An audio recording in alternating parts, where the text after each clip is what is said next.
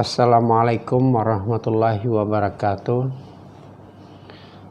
Alhamdulillahirabbil alamin. Wassalatu wassalamu ala asyrafil anbiya'i wal mursalin wa ala alihi wa sahbihi ajmain. Walhamdulillahirabbil alamin. Selamat berjumpa kembali di Duski Ibrahim Institute. Pada hari ini kita akan melanjutkan telaah kita tentang kaidah yang terkait dengan tema maslahat mafsadat. Pada hari ini kita akan menelaah kaidah ketujuh yang berbunyi al-awamiru wan nawahi min jihatil lafzi ala tasawin fi dilalatil iqtidai wa innamal ikhtilafu bainama huwa amru wujubin au nadbin wa ma huwa nahyu tahrimin au karahatin la tu'lamu minan nususi wa ma hasalal farqu illa bittiba'il ma'ani wan nazri fil masalihi wa fi ayyi martabatin taqa'u. Artinya, perintah-perintah dan larangan-larangan dari segi lafaz atau ucapan adalah sama dalam hal petunjuk tuntutan. Perbedaan antara perintah wajib atau sunat, atau antara larangan haram atau makruh, tidak diketahui melalui nas-nas. Perbedaan itu tidak dapat ditemukan kecuali dengan mengikuti makna-makna dan penelitian terhadap maslahat-maslahat dalam tingkatan apa ia terjadi. Kaidah maqasid di atas memberi pemahaman bahwa dari segi lafaz atau ucapan, pada prinsipnya perintah-perintah atau al-awamir dan larangan-larangan atau an-nawahi itu adalah sama, yaitu menunjukkan suatu tuntutan. Hanya saja perintah adalah tuntutan untuk dilakukan atau dikerjakan oleh orang-orang mukallaf, sedangkan larangan adalah tuntutan untuk ditinggalkan oleh mereka. Selanjutnya, perintah itu menjadi tuntutan untuk dilakukan karena mendatangkan atau mewujudkan kemaslahatan, sementara larangan itu menjadi tuntutan untuk ditinggalkan karena menolak kemafsadatan atau kerusakan. Dari kaidah itu juga dipahami bahwa perbedaan antara perintah-perintah adalah pada kekuatannya. Yakni ada perintah yang wajib dan ada perintah yang sunat. Demikian juga perbedaan antara larangan-larangan adalah pada kekuatannya. Yakni ada larangan yang haram dan ada larangan yang makruh, termasuk yang berada di posisi kebolehan orang mukallaf untuk memilih atau melakukan atau meninggalkan, yaitu ibahah atau mubah.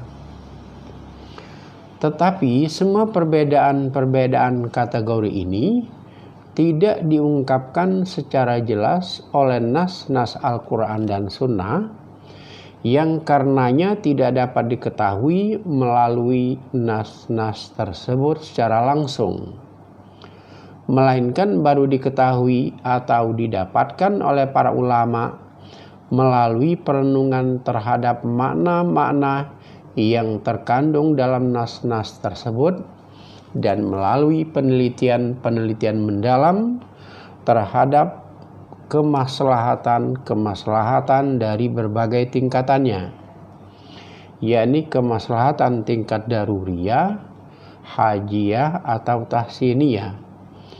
Persoalan tingkatan-tingkatan maslahat ini akan ditelaah dan dikritisi lebih lanjut dalam uraian yang akan datang.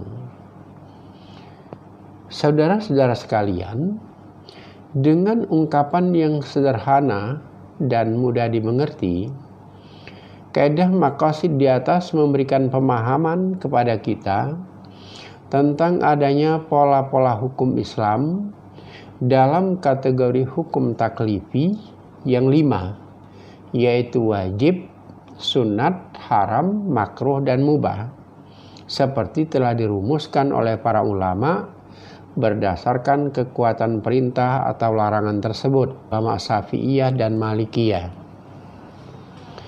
Perlu dikemukakan bahwa ulama Hanafiyah telah merumuskan 7 pola hukum taklifi dengan membedakan antara fardu kalau hukum itu didasarkan pada dalil qat'i dan wajib kalau hukum itu didasarkan dalil zanni. Juga membagi makruh kepada makruh tahrim dan makruh tanzih. Terlepas dari perbedaan pengkategorian itu, manakala khitab atau ayat-ayat dan hadis berisi tuntutan kepada orang mukallaf untuk melakukan suatu perbuatan itu bersifat pasti dan mengikat, iqtida ma'al jazim, maka hukum melakukannya adalah wajib. Kemudian manakala khitab atau ayat dan hadis berisi tuntutan kepada orang mukallaf untuk melakukan sesuatu itu tidak bersifat pasti atau tidak mengikat, lam yakun iqtida ma'al jazim, maka hukum melakukannya adalah nadab, sunat atau anjuran, baik sunnah muakkadah maupun sunnah ghairi muakkadah.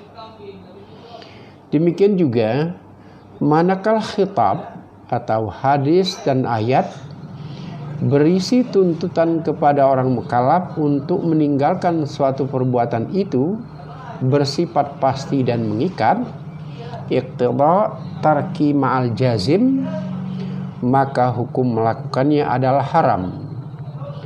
Kemudian manakala khitab atau ayat dan hadis berisi tuntutan kepada orang mukallaf untuk meninggalkan suatu perbuatan itu tidak bersifat pasti dan tidak mengikat, iqtida tarki la ma'al jazim, maka hukum melakukannya adalah makruh. Selanjutnya, manakala khitab berisi tuntutan kebolehan memilih untuk dilakukan atau ditinggalkan oleh orang-orang mukallaf, maka hukum melakukannya adalah ibaha atau mubah, yakni boleh ditinggalkan atau dilakukan. Terkait dengan keutamaan melakukan perintah yang wajib dan sunat, maka pada prinsipnya perbuatan yang wajib itu lebih utama dari perbuatan yang sunat. Tetapi ada kalanya perbuatan yang sunat itu lebih utama dari perbuatan yang wajib.